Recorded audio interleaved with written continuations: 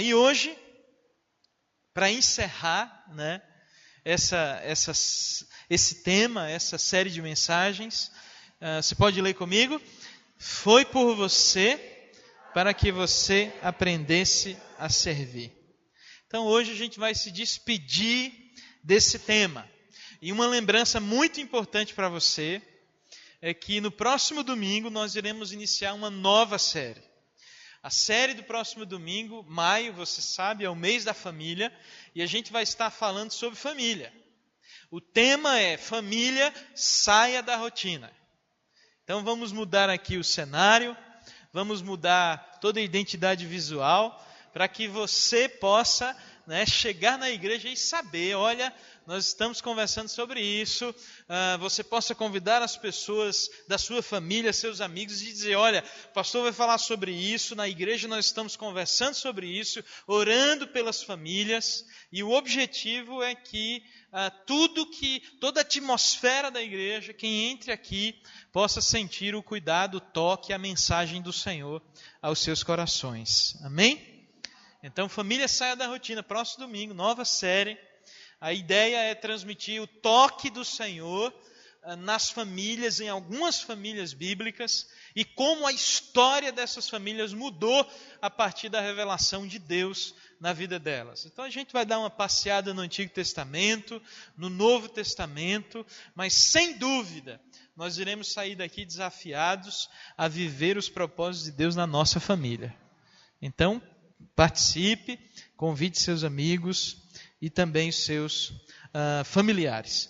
Vamos ler o texto bíblico dessa noite? Se você quiser abrir a sua Bíblia, abra. Se você quiser ligar também, mas está aí na projeção, Filipenses, capítulo 2, do verso 5 ao verso de número 11. Então nós vamos ler esse texto.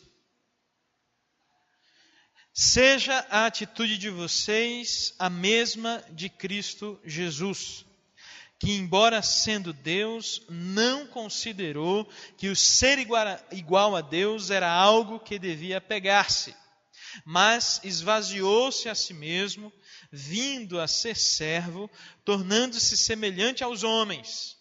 E sendo encontrado em forma humana, humilhou-se a si mesmo e foi obediente até a morte e morte de cruz. Por isso Deus o exaltou à mais alta posição e lhe deu um nome que está acima de todo nome, para que ao nome de Jesus se dobre todo joelho, no céu, na terra e debaixo da terra. Leia comigo o verso 11. E toda língua confesse que Jesus Cristo é o Senhor, para a glória de Deus Pai. Querido, servir é um grande desafio. Porque eu tenho certeza que não é difícil notar que ser servido para nós, de certa forma, é mais agradável do que servir. A gente tem uma predileção a ser servido e uma certa resistência a servir. Veja, por exemplo, em casa, né?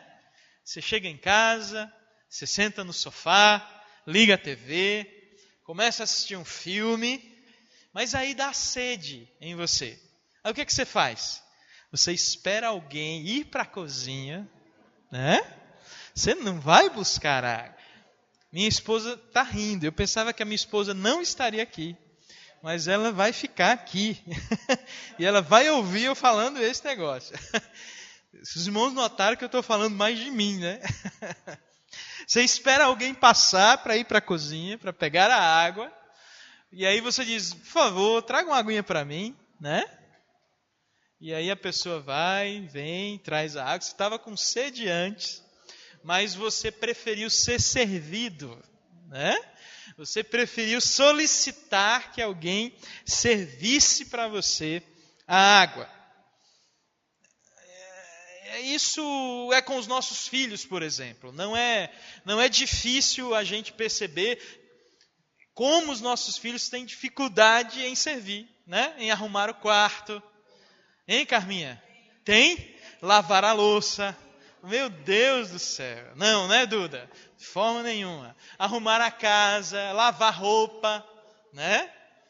Então, assim, é fácil notar que os nossos filhos não gostam muito disso. E os nossos maridos? Nossos não, né? De vocês. E os maridos, né? Será que é fácil fazer os maridos arrumar as coisas? O que você acha, Carminha? Lá em casa né? Gilson, tá de parabéns, viu? Cadê Laís? Laís não tá aqui. Ju, e aí, Ju? É fácil fazer André lavar o banheiro lá? Ah, é? Ah. Lá em casa tem o sistema. Quando a minha esposa começa a narrar o que ela tem que fazer, eu tenho que lavar o banheiro, eu tenho que fazer a janela, eu tenho que fazer a comida, eu tenho que cuidar. Aí eu já sei, eita, vai sobrar para mim, né? Eu tenho que ajudar em alguma coisa. Ou seja, essas cenas simples do nosso dia a dia mostram como é mais cômodo ser servido do que servir. Agora mude um pouco o foco. Imagine na religião, no âmbito religioso, essa lógica a respeito do serviço. Quando a gente olha para as religiões, a gente nota de forma clara uma relação de serviço entre o ser humano e os deuses, correto? Em todas as religiões, o ser humano serve aos deuses. E claro que no cristianismo essa lógica, essa noção de serviço também está presente. Só que o cristianismo tem uma grande diferença. E essa diferença nenhuma outra religião possui. O Deus que eu e você servimos, o Deus que nós servimos, é um Deus que se fez servo. É um Deus que virou, que quis se transformar em um servo. E nosso servo. O Criador de todas as coisas. Aquele que é onipotente, onisciente, onipresente. Ele se fez servo. E nos serviu. E nos deu um exemplo a ser seguido. Aliás, é legal pensar que Deus não nos pede algo que Ele não tenha feito. E nós temos um Deus que não apenas se fez servo, mas um Deus que assumiu a nossa identidade. Um Deus que se fez gente, que se fez pessoa, que falou a nossa língua, comeu aquilo que comemos, viveu em uma cultura específica, como eu e você vivemos. Assumiu o nosso lugar e fez um sacrifício, sacrificou-se a si mesmo em nosso lugar. Percebe isso? O apóstolo Paulo expõe aqui nesse texto que nós lemos, em Filipenses, no capítulo 2, exatamente essa ideia de Jesus como um modelo e um exemplo de serviço. Nós servimos a um Deus que nos serviu. Você consegue perceber a dimensão maravilhosa que isso tem? E veja, as primeiras palavras do texto que nós lemos já nos diz muito sobre o desafio que nós temos como cristãos. Veja o que tem aí. Seja a atitude. Essa é a primeira palavra do texto que nós lemos, a primeira expressão do texto que nós lemos. E a palavra grega aqui traduzida é o verbo fronel. Isso.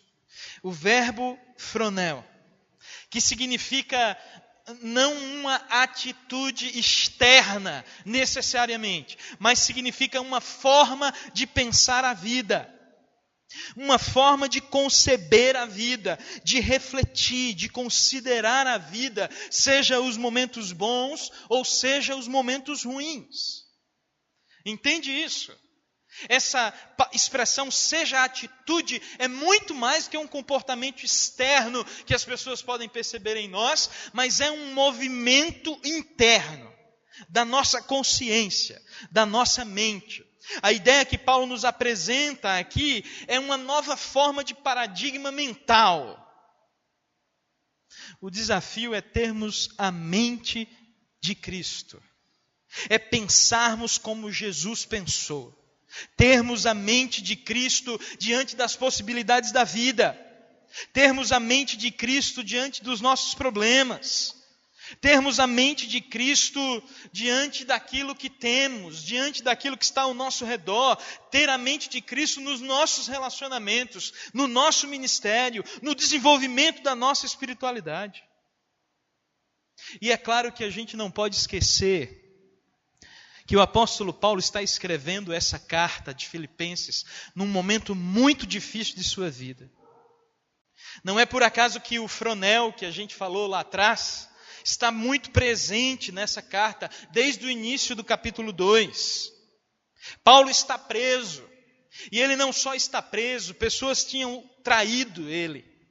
Ele está sendo injustiçado, caluniado, tem pessoas falando mal do apóstolo Paulo, oportunistas, se aproveitando da sua condição de fragilidade para desacreditar o apóstolo Paulo. Mas quando a gente lê a carta de Filipenses, a gente olha para uma carta que fala de alegria, que fala de contentamento, que fala de regozijo. E ele só consegue falar dessas coisas porque Paulo está olhando o mundo e aquilo que está acontecendo com ele com a mente de Cristo Jesus. Ele só consegue falar de alegria, ele só consegue se sentir alegre, ele só consegue falar de contentamento, mesmo preso, com a sua vida sendo ameaçada, porque ele tem a mente de Cristo Jesus. E é maravilhoso notar, irmãos, que mesmo nessa circunstância tão adversa, Paulo serve a igreja de Jesus Cristo. Ele escreve para a igreja de Jesus.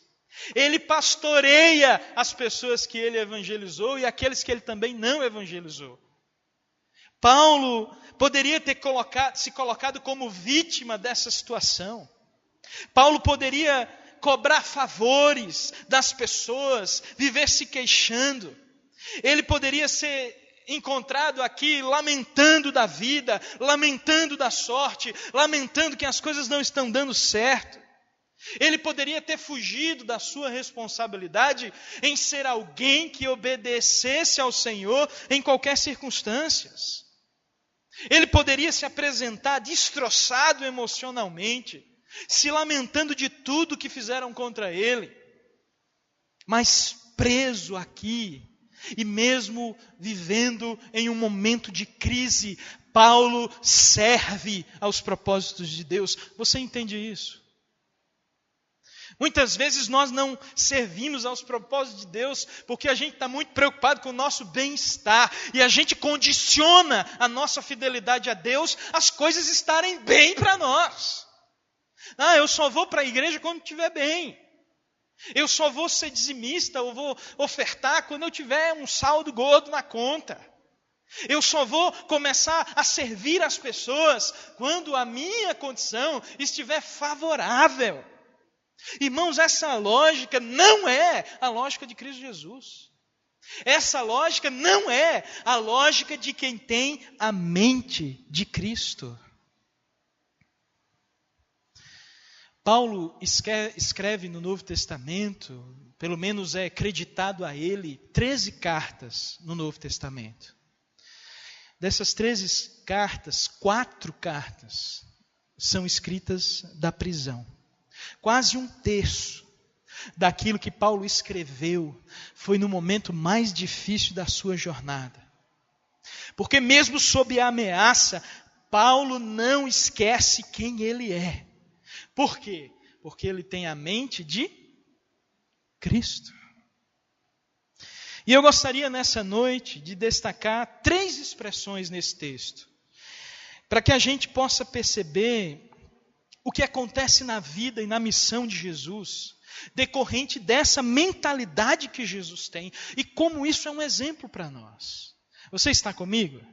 Amém? Então fique comigo, eu não quero me demorar, mas eu quero que você fique atento a essas expressões. Primeiro,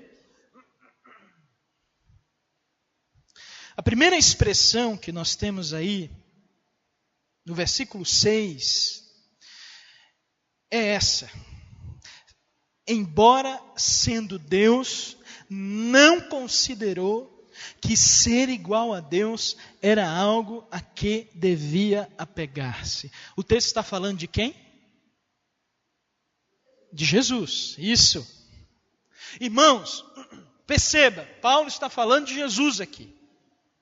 Sendo Deus, ele não considerou que ser igual a Deus era algo que devia pegar-se. Jesus sempre foi Deus. Jesus é Deus que participa da criação. O Evangelho de João vai dizer, Ele é o Verbo, Ele é a palavra, Ele é o Logos que estava sempre presente com Deus, sendo Deus. E antes de ser concebido em Maria, Jesus é. Antes de ser concebido em Maria, Jesus é Deus. E embora sendo Deus, Ele não considerou o ser igual a Deus algo que deveria apegar-se. Será que você consegue perceber a complexidade disso? Quando nós lemos a Bíblia, lá no início, em Gênesis, nós temos dentro da história da criação, a história da formação dos nossos primeiros pais, Adão e Eva. E no texto bíblico que nós lemos lá em Gênesis, nós percebemos que Adão e Eva foram seduzidos por uma proposta de Satanás. E a proposta de Satanás é que Adão e Eva, se comessem daquele fruto, eles seriam iguais a Deus. Veja aí o texto. Leia comigo. Disse a serpente à mulher: certamente não morrerão. Deus sabe que no dia em que deles comerem, seus olhos se abrirão e vocês serão como Deus, conhecedores do bem e do mal. O que chama a atenção de Adão e Eva na sedução da tentação não é tanto a aparência que o fruto tem, não é tanto o que eles iriam ganhar, mas é essa ideia: vocês serão como Deus. E veja que interessante, toda a nossa salvação, toda a nossa redenção acontece justamente porque Deus não considerou ser igual a Deus. Quando a gente compara com a história da nossa salvação, quando a gente compara com a história da sua salvação, Jesus simplesmente abriu mão.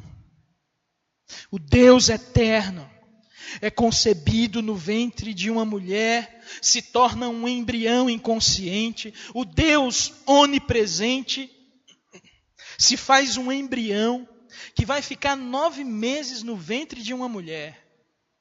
O Deus onipotente, ou seja, o Deus que tem todo o poder, agora vai depender do que uma mulher comer.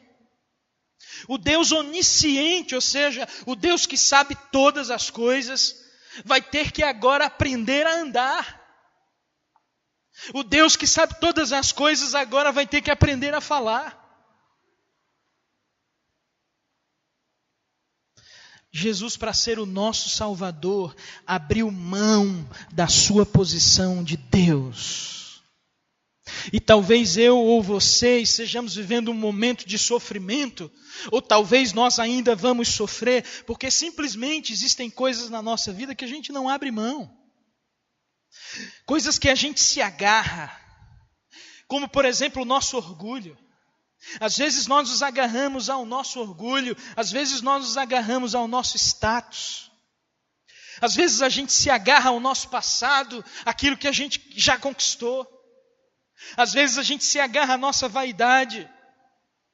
E o desafio aqui é que nós, nos tornando seguidores de Jesus, nós precisamos aprender com Ele a ser alguém capaz de abrir mão. Os irmãos entendem isso? Segunda expressão.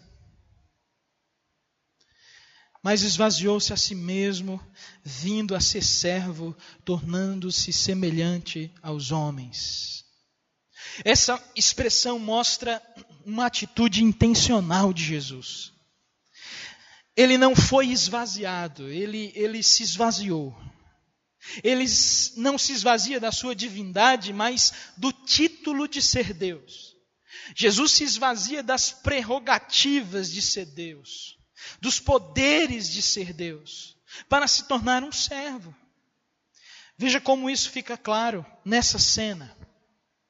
Na última ceia, Quando Jesus lava os pés dos seus discípulos, incluindo aquele que iria traí-lo, Jesus serve até mesmo os seus inimigos. Nenhum dos discípulos queria assumir naquele dia a posição de ser um escravo, porque quem lavava os pés de um convidado em uma casa era o menor dos escravos. Nenhum dos discípulos quis se colocar nessa posição de ser o menor, o menos importante na hierarquia de servidão de uma casa. Todos eles passaram por aquela bacia, passaram por aquela vasilha, passaram por aquela toalha, porque era um costume se colocar aquilo ali, na entrada das casas, dos quartos. E nenhum dos discípulos, um a um, passou por aquela bacia e sequer cogitou: eu vou fazer esse serviço, já que não tem ninguém para fazer. E qual não é a surpresa quando é Jesus que se levanta da mesa, vai até um lugar aonde o servo menos importante iria, pega aquela bacia, se veste com uma toalha e começa a lavar os pés dos seus discípulos, como um servo. Será que você consegue perceber isso? Que o Deus a quem nós servimos nos serve primeiro. Como a palavra de Deus diz, Ele nos amou primeiro. Se nós temos a condição de ver quem Ele é, de aprender quem Ele é porque Ele veio ao nosso encontro, Ele nos amou primeiro. E se nós temos o privilégio de servi-lo, é porque Ele nos serviu primeiro, morrendo naquela cruz por mim e por você. Mas, irmãos, infelizmente chega um momento na vida da gente que a gente acha que o mundo tem que nos tratar a partir do nosso mérito. Afinal de contas, nós já trabalhamos muito. Afinal de contas, nós nos esforçamos muito para ter o que temos. E a gente pensa: sabe quem eu sou? Sabe com quem você está falando? Sabe há quanto tempo eu sou crente? Sabe há quanto tempo eu estou na igreja? Sabe há quanto tempo eu dou dinheiro aqui? Sabe quantas pessoas eu já ajudei? Mérito, mérito, mérito. E quando nós olhamos para Jesus, sabe o que Jesus faz? Ele se esvazia de qualquer mérito. E isso é tão complicado no nosso tempo. Se esvaziar de qualquer merecimento. Isso é tão complicado na nossa cultura, porque na nossa cultura o conselho constante é para que a gente se infle o tempo inteiro. As pessoas precisam perceber quem nós somos de acordo com o valor do bem que possuímos. As pessoas precisam reconhecer quem nós somos pelo modelo de carro que temos, pelo modelo de aparelho celular que temos. E nas redes sociais, então, a gente só tira fotos dos momentos mais incríveis do nosso dia. Você já viu uma foto de um pão com manteiga e um café preto do lado? E alguém escrevendo assim: meu café da manhã. Você já fez isso? Porque eu não fiz, né? E aí você, pastor? Também não. Mas eu lembro que eu estava em Arapiraca ainda, solteiro. E eu fui num restaurante, a primeira foto que eu postei no Facebook, está lá, dê uma olhada depois. Era a foto de um almoço gourmet. E eu já estava fazendo uma coisa que eu nem tinha noção do que estava fazendo. Estava mostrando que eu estava comendo algo especial naquele momento. Porque isso infla o nosso ego. Às vezes isso mostra para as pessoas quem nós não somos de fato. Às vezes isso faz parte de uma representação nossa, para que as pessoas nos reconheçam e nos valorizem. Mas eu já falei aqui, Deus não ama as nossas representações. Deus não ama quem a gente finge que é. Deus ama quem a gente é. E tem mais, Deus não ama os nossos talentos, Deus não ama aquilo que fazemos, Ele ama você. Você pode ser um grande músico, um grande empresário, um grande profissional, mas Deus não ama o que você faz, Deus ama você. Você é uma pessoa que Deus presenteou com dons e talentos, e Ele fez isso porque te ama. Deus ama você, e o você, que às vezes a gente esconde para que ninguém veja. Deus ama a mim e a você sem máscaras. Ele nos ama simplesmente. E queridos, o desafio aqui é que de tempos em tempos na vida a gente precisa intencionalmente, como Jesus fez, dizer para nós mesmos: eu vou me esvaziar. Não é ser esvaziado pelos outros, não é ser esvaziado pela crise, é nós mesmos tomarmos a consciência e dizermos: eu vou me esvaziar, na certeza de que Deus não me ama pelo que eu tenho ou pelo que eu aparento ter, mas na certeza de que Deus ama quem eu sou, e Ele me conhece totalmente, e é esse eu que Ele ama. Ninguém conhece a nossa vida como o Senhor. Mas às vezes o nosso orgulho, a nossa arrogância, a nossa pretensão de querer merecer alguma coisa de Deus nos atrapalha na nossa relação com Ele. E a gente precisa se esvaziar para que fique só nós e Deus. Os irmãos entendem isso? Não fique as cobranças, os merecimentos, os méritos, as nossas reclamações, fiquem só nós e Deus. Numa experiência verdadeira de amor. Terceira expressão, e eu já estou terminando.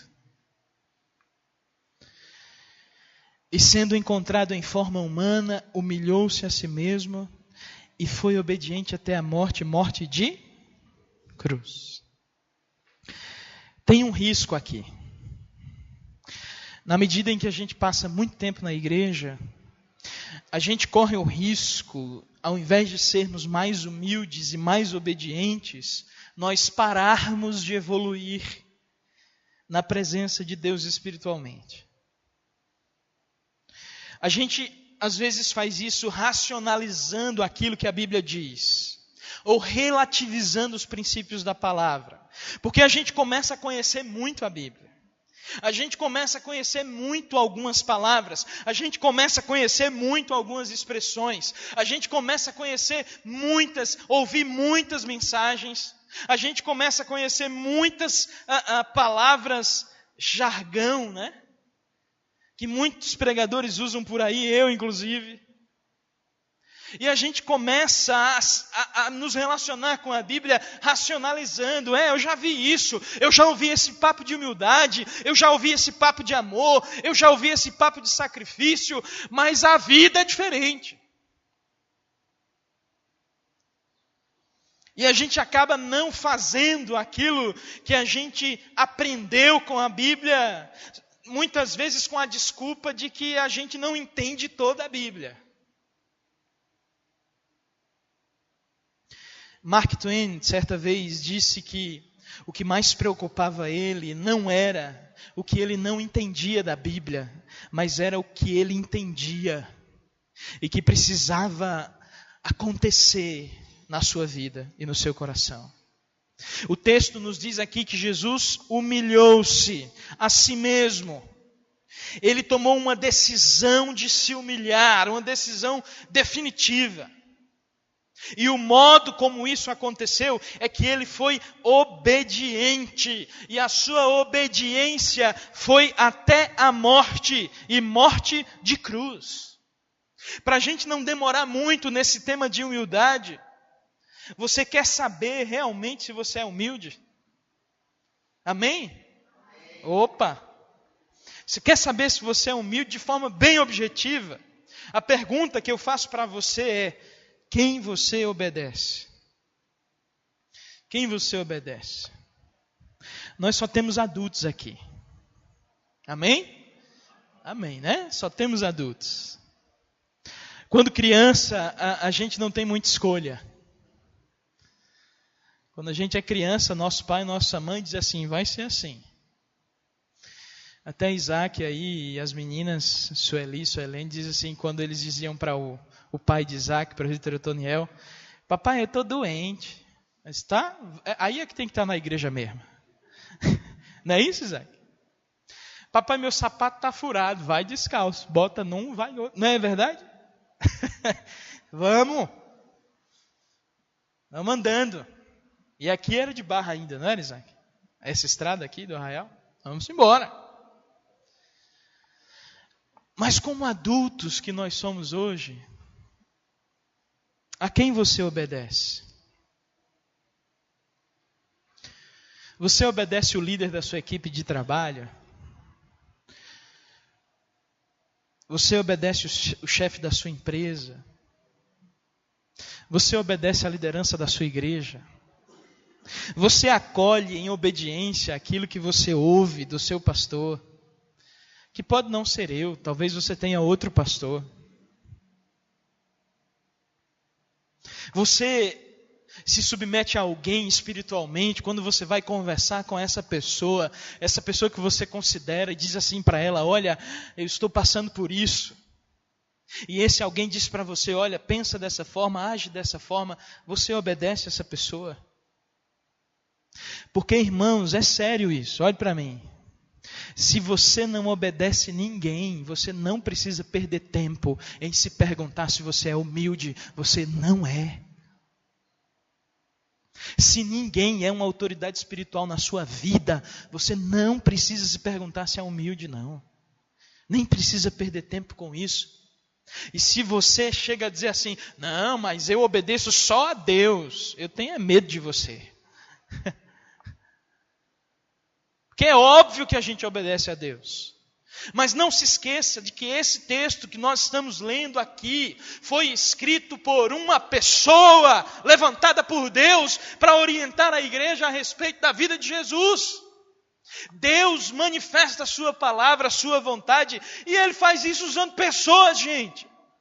A palavra de Deus que está aí no seu celular, na sua mão, no seu carro, na sua casa, foi escrito por pessoas usadas por Deus, inspiradas pelo Santo Espírito de Deus. Não foi alienígena que escreveu isso aí, não. Foram pessoas.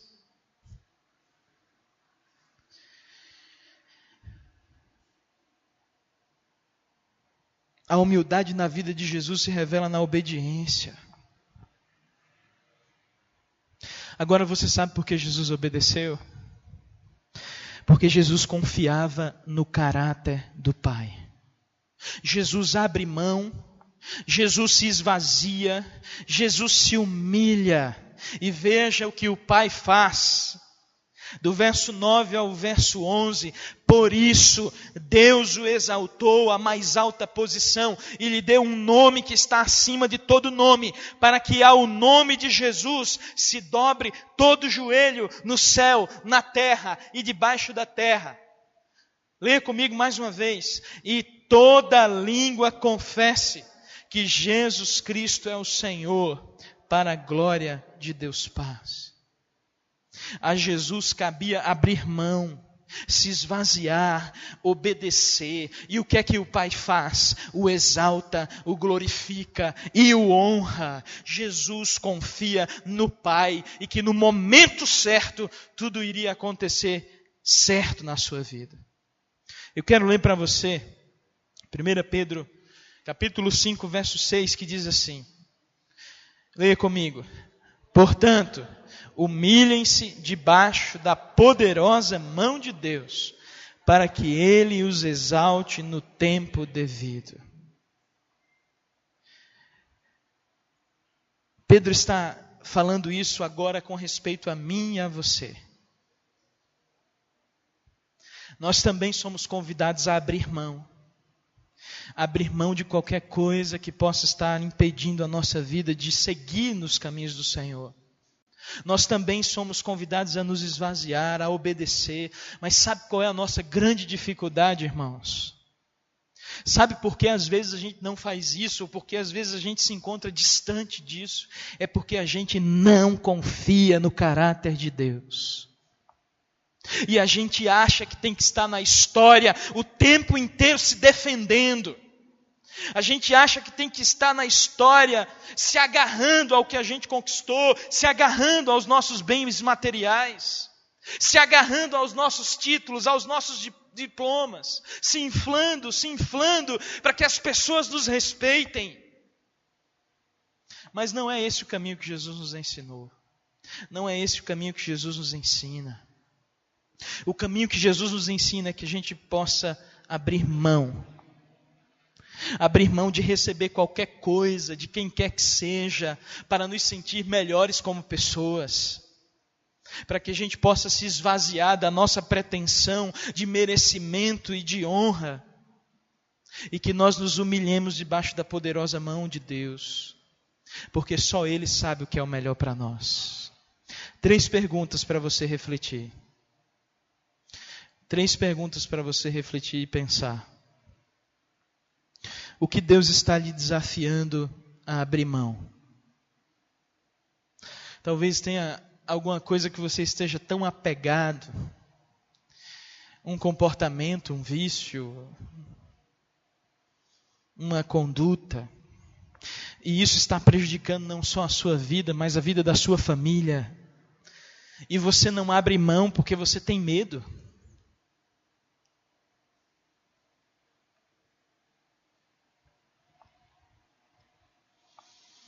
E aí, quando a gente olha para a vida do apóstolo Paulo, a gente percebe que o apóstolo Paulo não tem medo.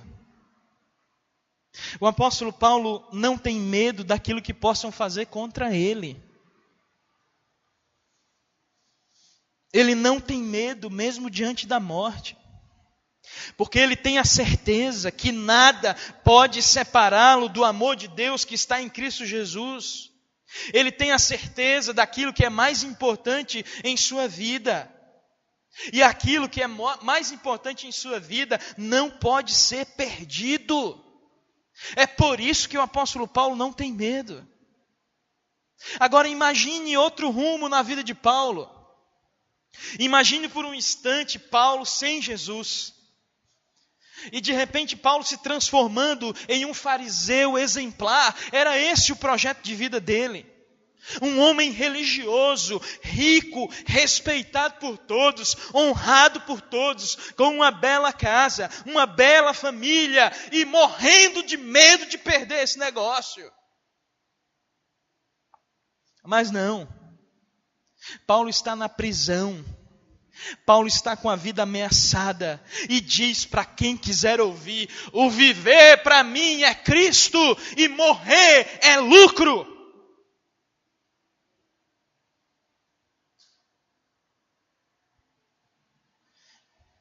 Ele chega a dizer: eu estou certo de que nem a morte, nem vida, nem coisas do presente, nem aquilo que vão inventar pode me separar do amor de Deus. Esse homem não tem medo. Não é porque ele não tem nada a perder, é porque ele já recebeu tudo em seu coração, que é a presença de Deus.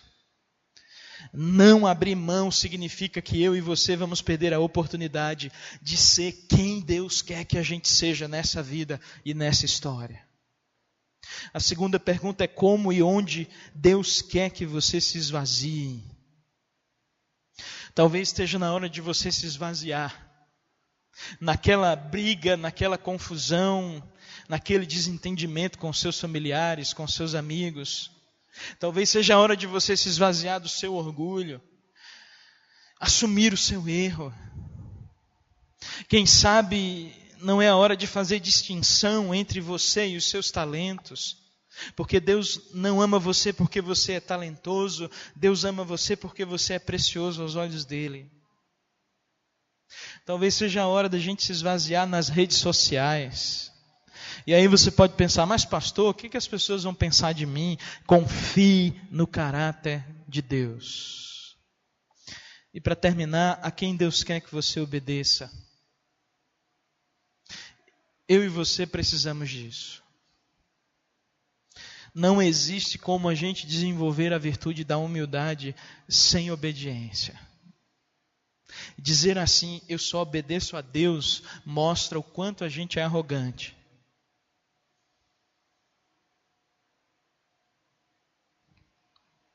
Um bom líder, e aí quem gosta de estudar e ler sobre esse assunto, um bom líder sempre vai ser um bom seguidor.